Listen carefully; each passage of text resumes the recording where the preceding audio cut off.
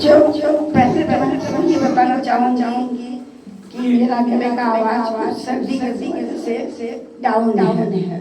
फिर भी मैं अपने सम्माननीय और सम्मानीय प्रिंसिपल साहब के बात को काट नहीं सकती हूँ और मैं उनमें से बहुत बड़ी फिर भी उनके शब्दों को मैं काट नहीं सकती। ये तो मेरी जन्मजात आदत है। बच्चों आज बहुत ही प्यारा, बहुत ही सम्मानीय दिन है। हमारे भूतपूर्व राष्ट्रपति स्वर्गीय सर्वपल्ली डॉक्टर राधाकृष्णन जी का जन्मदिन है।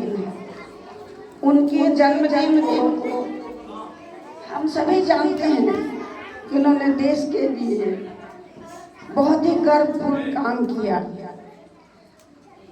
इसके बावजूद सब कुछ सुनने के बाद भी मैं कुछ उनकी मुख्य आदतों के बारे में आपको बताऊंगी, जो बच्चों आप लोग के याद रखने वाली बात है। डॉक्टर सर्वपल्ली राधाकृष्णन जी हमारे देश के भूतपूर्व उपराष्ट्रपति होने के बाद राष्ट्रपति का पद भी सम्मानित किए। उनके जीवन की कुछ मुख्य घटनाएं मैं आपको बताना चाहूँगी। वो एक साधारण ब्राह्मण परिवार में पैदा हुए थे और इनको अपने राज्य से तो प्यार था ही, साथ ही इन्होंने भारत माँ को अपनी माँ समझकर उनकी सेवा करने का अचूक प्रयत्न किया। कहा जाता है डॉक्टर सर्वपल्ली राधाकृष्णन जी ने अपनी पढ़ाई, अपने बचपन में अपनी पढ़ाई का खर्च कभी अपने पिता से नहीं मांगा। ये बच्चों आप भी पढ़िएगा, आगे बड़े होइए, बहुत कुछ दुनिया में देखिएगा, सीखिएगा, पढ़िएगा, बस सिर्फ अपने पढ़ाई पर ध्यान दीजिए तो आज की मेरी इन बातों को आप अच्छी तरह समझ सकते। डॉक्टर सर्वपल्ली राधाकृष्णन जी जब क्लास 8 से लेकर फर्स्ट ईयर तक थे तो इन्होंने कभी नहीं अपने पिता से अपना पढ़ाई का खर्च मांगा। इन्होंने क्लास 8 से ही ट्यूशन शुरू किया था और ट्यूशन करके ही अपना पॉकेट खर्च और बाकी कुछ किताब कॉपियों का सहायता भी लेते रहे।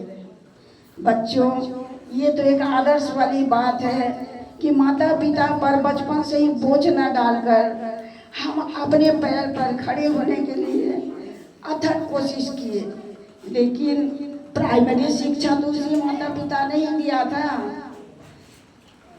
उसके बाद उन्होंने अपने अथक परिश्रम के साथ आगे बढ़ने का कोशिश किए और उन्होंने अपने शिक्षक, अपनी पढ़ाई, अपने शिक्षक और अपने सहपाठियों से हमेशा प्रेम का व्यवहार रखें और एक मित्र की तरह एक दूसरे का सहायता की।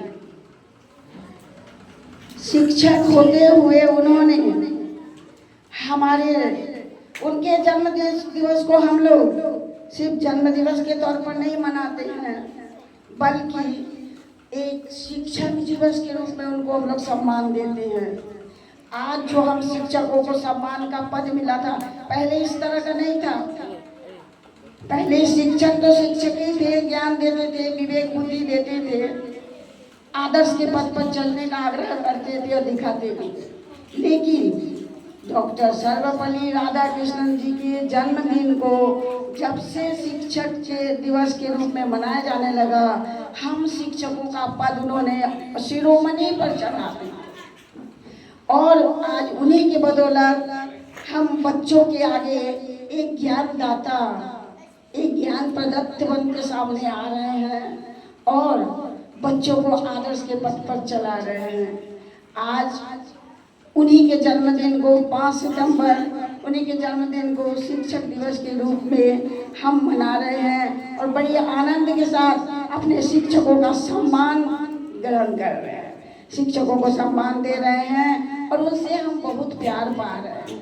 बच्चों हम आप लोगों सभी छोटे से लेकर बड़े सभी बच्चों को यही बात सिखाऊंगी बच्चों, जब क्लास में पढ़ाई होता है, जब शिक्षक आपको कुछ पढ़ाते हैं तो बड़े ध्यान से सुनिए और उनका मनन कीजिए।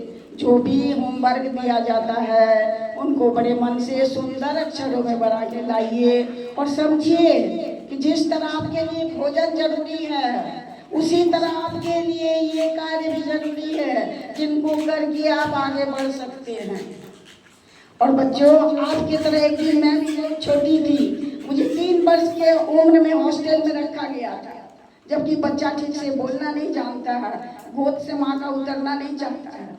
लेकिन बच्चों, आज उसी पढ़ाई के बदौलत मैं आपके सामने एक शिक्षिका बनकर खड़ी हुई हूँ। आप लोग मेरी बातों पर ध्यान दें और बड़े प्यार से अपनी पढ़ाई करें, अपने शिक्षकों का सम्मान करें, उनका कहना माने।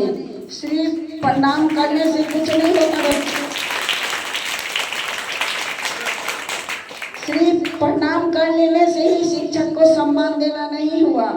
शिक्षक के बताए हुए कार्यों को करना, होमवर्क बनाना, क्लास में पढ़ाई करना और साथ में अनुशासन बनाए रखना।